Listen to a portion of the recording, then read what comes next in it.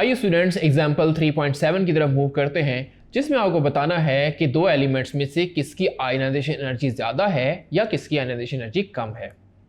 So let's move on to example 3.7। आपको बताना है बोरॉन और कार्बन में से किसकी आयनाइजेशन एनर्जी वैल्यू ज़्यादा होगी।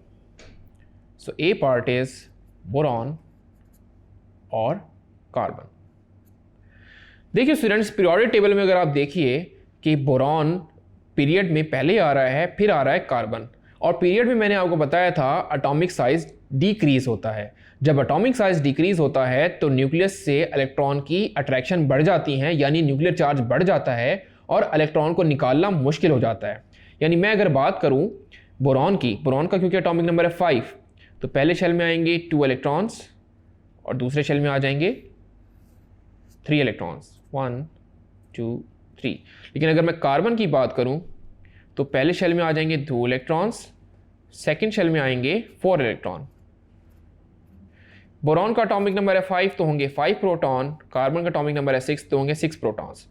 क्योंकि यहाँ पे न्यूक्लियस हो जाता है स्ट्रॉन्ग, तो उस वजह से वो ज़्यादा अट्रैक्शन क्रिएट करता है। तो यहाँ पे क्योंकि 6 प्रोटॉन है तो पॉजिटिव चार्ज इज स्ट्रॉन्ग, तो वो इतना स्ट्रॉन्ग है कि इन 4 इलेक्ट्रॉन को ज़्यादा अट्रैक्ट करेगा, तो यहाँ पे न्यूक्लियर चार्ज बढ़ेगा और इन इलेक्ट्रॉन को निकालने के लिए ज़्यादा एनर्जी चाहिए होगी।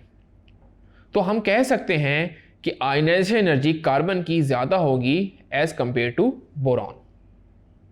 इसी तरह अगर हम पार्ट बी की बात करें, नाइट्रोजन और फॉस्फोरस की, तो नाइट्रोजन आप देखिए ग्रुप में टॉप पे आ रहा है, फॉस्फोरस उससे नीचे आ रहा है, और जैसे ही हम अलोंग द ग्रुप मूव करते हैं तो न्यूक्लियर चार्ज डिक्रीज होता है, एटम का साइज इंक्रीज होता है, तो इलेक्ट्रॉन को निकालना ईजी हो जाता है।